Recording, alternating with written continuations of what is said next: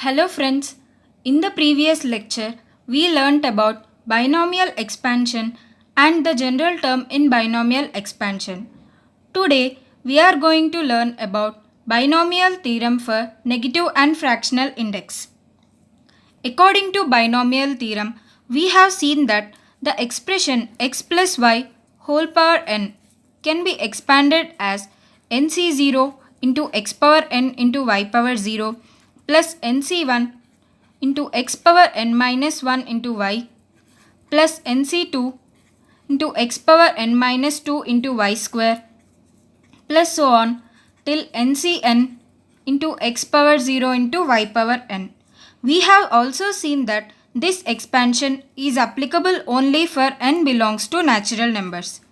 Now, what if n is not a natural number and n is a negative integer or any fraction? Today, let us learn to expand such expressions. First, let us know what is the problem with this expansion. Let us assume n is minus 3 or minus 2. If we want to do this expansion, we have to solve for minus 3c0, minus 3c1 and so on, which does not exist at all. So, we need to find some solution to solve such expressions. First, let us see the general binomial coefficient in this expansion is given by NCR. It can be written as n factorial by n minus r factorial into r factorial.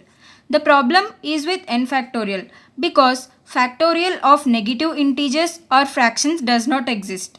So let us expand the expression first.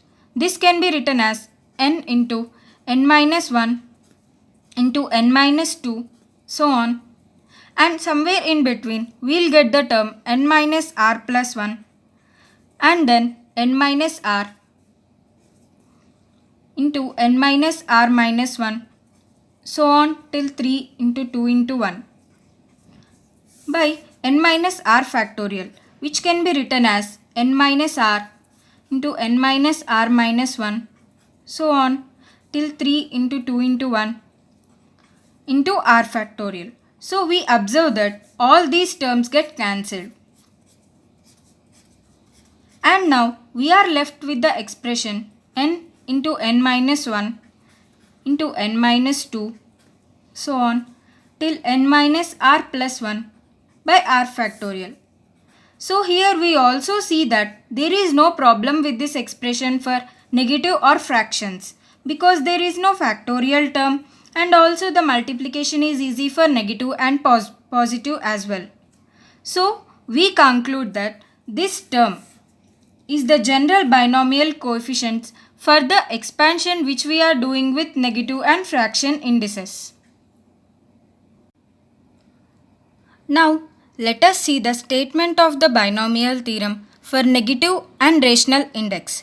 According to this theorem, 1 plus x whole power n can be expanded as 1 plus nx plus n into n minus 1 by 2 factorial into x square plus n into n minus 1 into n minus 2 by 3 factorial into x cube so on till infinity. So from this we observe that if n is positive natural number, then the number of terms in the expansion of 1 plus x whole power n is n plus 1. And now if n is negative or fraction, we observe that number of terms in the expansion is infinite. And we have to remember that this theorem is applicable only for mod x is less than 1.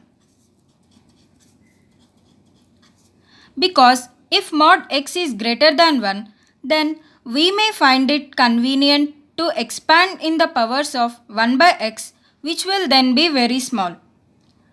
Now let us see some approximations. In this expansion, we observe that if mod x is less than 1, then x square is less than x and x cube is further very much less than x square. And in the same way, the terms of the above expression go on decreasing, and we may find that we can neglect some of the terms which contain the higher powers of x in the expansion. So, generally, in the most of the cases, we expand 1 plus x whole power n as simply 1 plus nx. And according to some questions, we may have to consider some of the terms of x square and x cube, which will be mentioned clearly, and we'll see some problems using this technique. Now, we have seen the expansion for 1 plus x whole power n. And what if they ask for x plus y whole power n, where n is negative or rational? Let us see that. In this case, let us assume if mod x is greater than mod y. Then how to solve such question? So first, since x is greater, we have to take this term as common. Then we'll get x power n into 1 plus y by x whole power n. We now observe that since mod x is greater than mod y by x is less than 1. And this is the case, we can assume mod y by x as some mod k. And we can use the expansion formula which we have derived from the theorem. Now, let us solve some problems from the concept which we have understood so far. First question is, if x is positive, the first negative term in the expansion of 1 plus x whole power 27 by 5 is. So, here n is 27 by 5, which is a fraction. We have to solve this question using binomial theorem for negative and rational index. So, we have seen that the general binomial coefficient is n into n minus 1 into n minus 2 so on till n minus r plus 1 by r factorial. And from the knowledge from binomial expansion, we can say that the general term, that is r plus 1th term of the expansion is n into n minus 1 into n minus 2 so on till n minus r plus 1 by r factorial into x power r. So here they given that x is positive. It means x power r is always positive for any value of r. And we have to find the first negative term.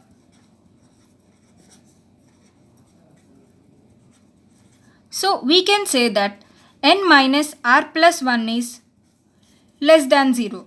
You may get a doubt, why only n minus r plus 1 is less than 0? Why can't we take n minus r plus 2 as less than 0?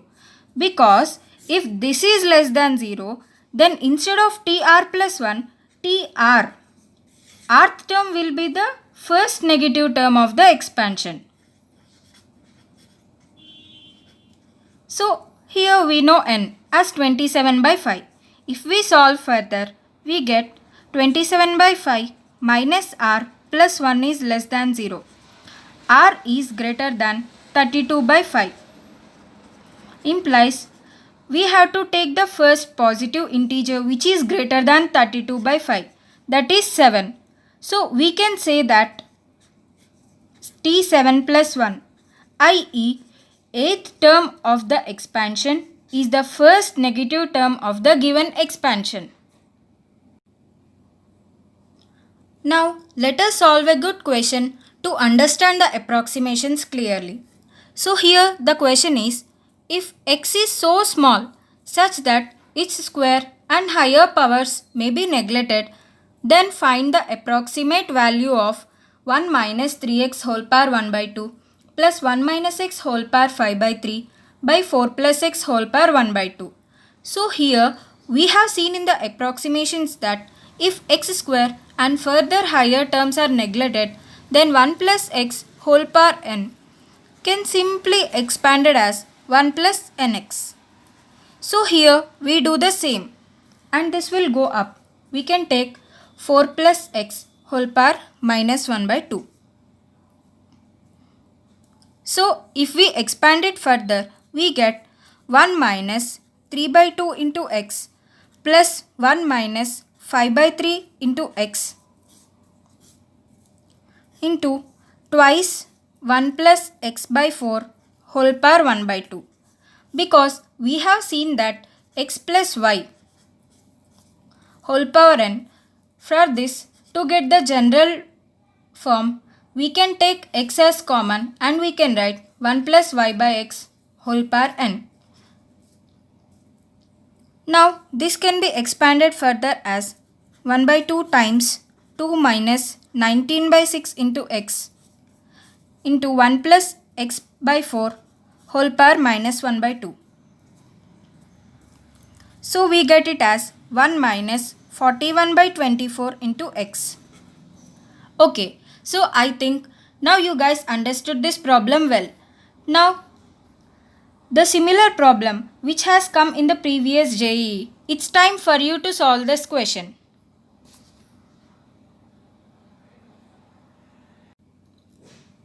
Let's go for the next question.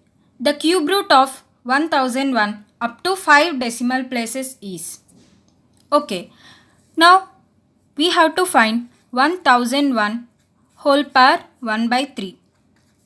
We can write this as 1 plus 1000 whole power 1 by 3. And if we take 1000 common, we get 1000 times 1000 power 1 by 3 times 1 plus 1 by 1000 whole power 1 by 3. So this is according to the expansion, i.e. mod x is less than 1. So we can use the simple expansion and solve the question. So it gives 10 times 1 plus 1 by 3 times 1 by 1000 plus 1 by 3 into 1 by 3 minus 1 by 2 factorial times 1 by 1000 whole square and so on. Since they asked only up to 5 decimal places, we no need more higher powers. So if we solve this, we get 10 times 1 plus 0.000333 minus 0.00000011 plus so on. If we solve it further, we get 10.00333, which is up to 5 decimal places. Before ending this session, I would like to say about this expansion first. You have to try to solve this expansion and find the coefficient of x power r in the expansion. If you need any help in solving this expansion, please comment below. And also, you have to solve the below question to find the coefficient of t power 4 in the expansion 1 minus t power 6 by 1 minus t whole cube and post the answer in the comment box. If you further need the explanation of any other topic or any other lesson, you can post in the comment box and we will try to clear your doubts and give an explanation as soon as possible. Thank you.